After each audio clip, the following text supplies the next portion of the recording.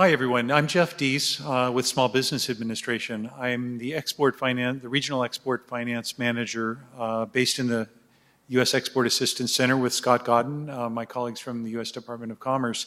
And my role there is to be part of this interagency, interdisciplinary team of federal employees working cooperatively with our partners at the state of Oregon and Business Oregon to help meet all the needs of the exporters and really get more businesses into the exporting opportunity.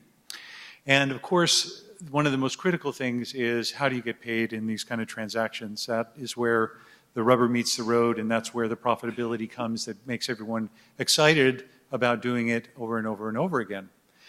Well, of course, it doesn't take a lot of thought to realize that a business, when first approaching the idea of exporting, has a lot of concerns. There's the normal concerns that you have in any domestic business. Is your customer going to pay you? And then you've got the political risk. What's going to happen with our relationship, our political relationship with that country? What's going to happen internally in the government of that country? There's cultural concerns. Are we communicating with each other? Do we really understand what's going on? We heard about the shipping risk. How are we going to get it there? Is it going to get it there in good shape, on time? If things go wrong, you're not going to be just dealing with the U.S. legal system. You're going to be dealing with a completely foreign legal system.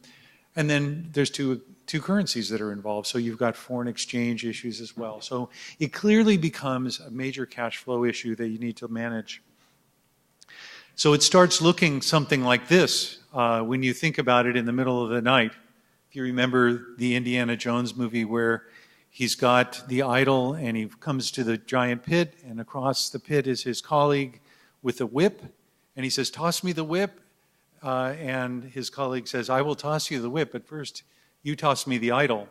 And you get into this exchange negotiation where there is a lot at stake, and you want to make sure you do it well so that you can get across that pit and everyone comes out happy and healthy. Now, it didn't quite work out that way with Indiana Jones's colleague, but fortunately, Indy was very resourceful, and so are our U.S. exporters, so things are going to be fine. In fact, when you start looking at the export universe, it's really a lot more orderly and reliable than those middle-of-the-night fears tend to create in the new-to-exporters' mind. And very quickly, you realize that you've got a lot of business opportunities out there. 96% of the world's customers are not in the United States, and U.S. companies are increasingly waking up to the fact that there are real business opportunities out there, and U.S. products have real cachet in the world for quality and an opportunity to really grow and diversify the market of the company. But in order to do that, you do need to develop some proficiencies. And among those proficiencies are the ability to, how do you evaluate these foreign customers? Are they really viable buyers or not? And how do you make sure you're going to get paid from that customer? We'll talk about some strategies for doing that. At the same time, while you're concerned about making this transaction work, you'd really like to make a lot more transactions work and sell in as competitive a way as possible so you can increase your sales and make sure your cash flow needs are met. And because we do have this interesting structure where there's really two different economies, two different nations that are involved, you find as a U.S. exporter, you have a number of advantages as you go into these business opportunities in the international community. So what you want to develop as an exporter is all these things, which are pretty straightforward. Moving from the position where most companies new to export are in are essentially incidental exporters. They're reacting to an inquiry that's coming to them, and they find themselves getting into various relationships without even really thinking it through with a strategy. That's really what we were hearing about earlier in Dana's talk, that the need to get a strategy and establish yourself so you can always reposition based on the opportunities that start arising and the disappointments that may develop with the strategy that you start out with, so you can always be adaptable. And balancing risk and reward properly so that you're not taking any undue risk. And when you do take risk, you want to be rewarded appropriately based on your business model.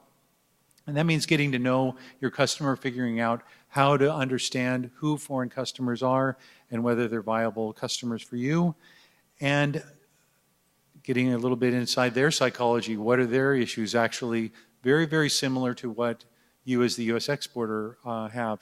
They want to be sure that they get the goods that they're buying from you, and they want that timely, and they want to maximize their cash flow as well. So if you can figure out a way to meet both needs, you can be very successful.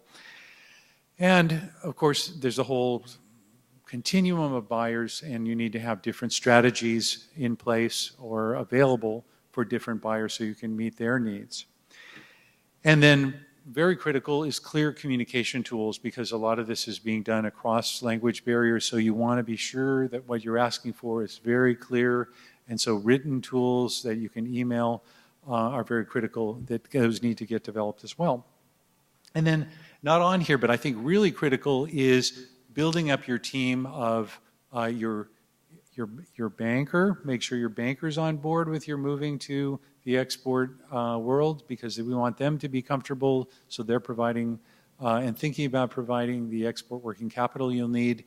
Their international banking department is linked in to you, so you can use those tools, and maybe an export insurance broker, which I'll talk a little bit about later. So getting all of those things together will spell export success for your company that you're working with. And let me talk a little bit about some of the advantages I mentioned. As a U.S. exporter, you have advantages going into this international community. One is, this is the 21st century. The internet and credit reports are not just things that you can get on U.S. companies. You can get international credit reports on buyers all over the globe now. So there really is good credit intelligence out there for the companies that are exploring and meeting foreign partners. And there's another really good thing that we have going on, particularly right now in the U.S., and that's our low interest rate structure that we have. And that really gives us a tremendous advantage when we're talking to buyers, because if we can give terms, give 30, 60 days, 90 days to our foreign buyers, we're really doing them a tremendous favor. Take a look at the base interest rate in the U.S., extremely low, virtually zero. 0.25% is what banks are borrowing from the Fed to do their business lending. In Mexico, their base rate that Mexican banks are borrowing to make loans to their businesses, they're having to pay 4% to the central bank in Mexico. In China, it's 6%. In Brazil, it's 9%. Think of what that translates into then when you say to a foreign buyer, I want you to pay me in advance. Well, that means they've got to go to their bank, get a loan at 12, 15, 18% interest rate, carry that for the time it takes for you to supply the goods and for them to sell it. If you can give them terms and you're only borrowing at 6, 7, 8%, you can bear that cost a lot more effectively and be very competitive in selling. So there's some really great tools available to you as a U.S. exporter that your foreign customers will really appreciate if you know how to use them. But it only works if you get paid, right? That's what it's all about at the end of the day. So I want to talk very quickly about the 4 different styles of selling internationally that make sure that transfer of the whip and the idle happen with no fuss, no muss, everybody's happy, everybody's healthy. Now, those are, you see them right here, prepayment, letter of credit, documentary collections, and open account. And those are structured basically from the most preferable to the U.S. exporter to the least preferable in terms of maybe risk. It's very not risky to be paid in advance, much more risky to take a sale on open account and wait to see if you're going to be paid. However, as you see here, the majority of international trade happens in that 4th category of open account, of a company saying, I will allow you to pay me in 60 days. We do it here in the U.S. all the time. Net 30 is very common, right? Internationally, same situation. But with U.S. companies, only 15% are using open account terms. And so we're missing out on that opportunity to be as competitive as we can. If we use good risk mitigation tools, it is not necessarily a bad approach at all. But let's talk about each of these because really all of them have their place and all their value. Prepayment, I think that's pretty obvious and straightforward. You're just simply asking to be paid in advance. And, I would never criticize a company for saying, pay me in advance. It's certainly a fantastic way to get acquainted with a customer. But what quickly ends up happening is, unless you've got a very unique branded product that is just not available from anywhere else, you're going to have difficulty maintaining that. And other suppliers are going to be competing with you and offering terms. And you're going to find that, you're going to have difficulty maintaining that position if you want to really build your export market. So what else can you do? Well, another possibility is documentary collections.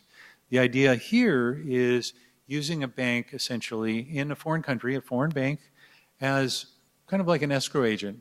You deliver the goods to the port, but in order for the goods to be picked up from the port, they have to have documents. Your buyer has to have documents. And the documents are sent to a foreign bank that agrees to serve as an intermediary. They will hold the documents until payment is received that they can transmit back to the U.S. exporter.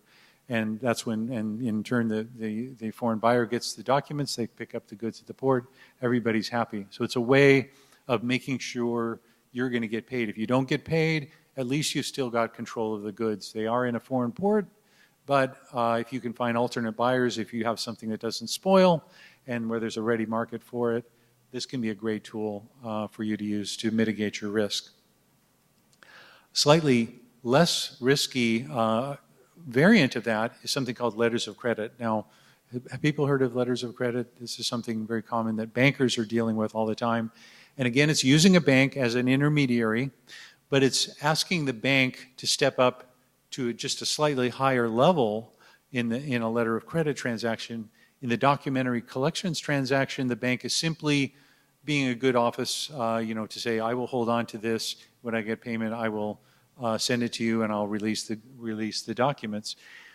With letter of credit, the bank actually takes an added step and they say, as soon as you provide me with these documents, I will pay you, regardless of whether I get paid by the foreign buyer. So the foreign bank is essentially not just vouching for, but is agreeing to pay on behalf of the foreign buyer. Now, why would a bank do that? Well, it's really a transaction between the foreign buyer and their bank. They essentially are going to their bank and saying, hey, I want to buy this purchase from Oregon. It's $100,000. My Oregon seller wants me to give him a $100,000 letter of credit, so I need you to agree that you will pay $100,000 to this Oregon supplier. And of course, the bank is going to say, well, all right, I know you. You're, in fact, one of my borrowers. I'm in a banking relationship with you. I know you're good for it. In fact, I know you're not just good for it. I'm going to ask you for collateral. Perhaps I'm going to require you to deposit $100,000 in my bank so that I know when I have to pay this $100,000, I'm going to get $100,000 back from you.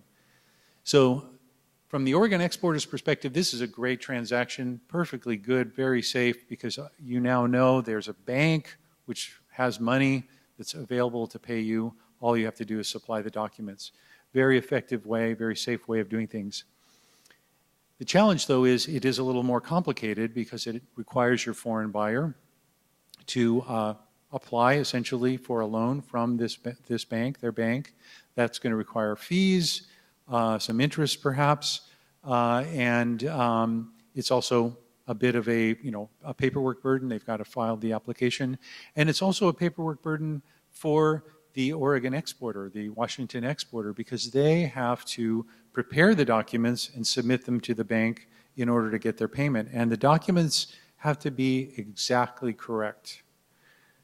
And if there's any errors, if any I's or T's are not crossed, dotted or crossed, the bank won't pay. And you've got to go back and redo the documents, and the banks charge a fee to review the documents. So it takes a little bit of extra time and effort and attention to detail, which you can get very good at, and it's very safe and secure, but it is transactionally a little more complex. And so actually, a number of years ago, about 25, 30 years ago, the majority of transactions in the world were done using letters of credit. That's now dropped to maybe 10% or less of the world's transactions are done using letters of credit. And it's gone more into open accounts. So let's talk about why that is. I think the advantage of open accounts to the seller, the competitiveness of selling that way, is pretty straightforward. You know, you're saying, okay, I'm shipping today. You'll pay me in 60 days. I've checked you out. I've done good credit checks on you. I have some references, and I'm hoping that you know, I'm believing in you, and I want this payment to materialize in 60 days. That's a great relationship that you have. But what do you do if you're not paid? Then you've really got the option of just, you know, putting, you know, pressure on your buyer, attempting all kinds of collection techniques, hiring a foreign attorney and going through a foreign legal system. Not so good, not so attractive an option. So you don't want to make mistakes in this kind of approach. And so is there any backstop you can use while still offering these super competitive terms? There is. There's a brilliant tool that is a total game changer that really makes it possible to sell with open account with quite a bit of safety. And that's a tool called Export Credit Insurance. Essentially what it is it's accounts receivable insurance. And it protects you against country risks. So if something goes wrong in that country, there's a war or a revolution or currency is frozen, you're protected against non-payment of your account receivable. And if your foreign buyer files bankruptcy or proves to be unreliable and won't pay you, you're also protected. Typically, these policies are going to provide you something like 95% protection against non-payment. So if you have a $100,000 sale and there's a revolution in the country or the foreign buyer files bankruptcy, you can apply to your export credit insurance provider and get $95,000, 95 cents on the dollar recovered. So it's a very safe way, and it turns out very inexpensive product that's available that is also, incidentally, transparent to your foreign buyer. So you're not saying, you know, I'm not quite sure I'm in a position to offer you open account, go to your bank, go through all these extra steps so that I can be safe with a letter of credit or documentary collection. Instead, you're just saying, hey, I trust you, no problem. 60-day terms, let's do business. How much can I sell you? And on the side, you're going to your export insurance provider, protecting yourself against non-payment. So it becomes a very, very powerful tool, and I'm going to talk a little bit more about that in the next section that we're going to have in just a few minutes. But let me just leave it at that to say there are ways to sell safely internationally, and this is kind of the guidance and message we try and get out to companies as they are getting into the export market. They don't need to be afraid of that guy across the pit. It's entirely safe to do those transactions, and with these tools, you've got the whole menu of options to make that happen.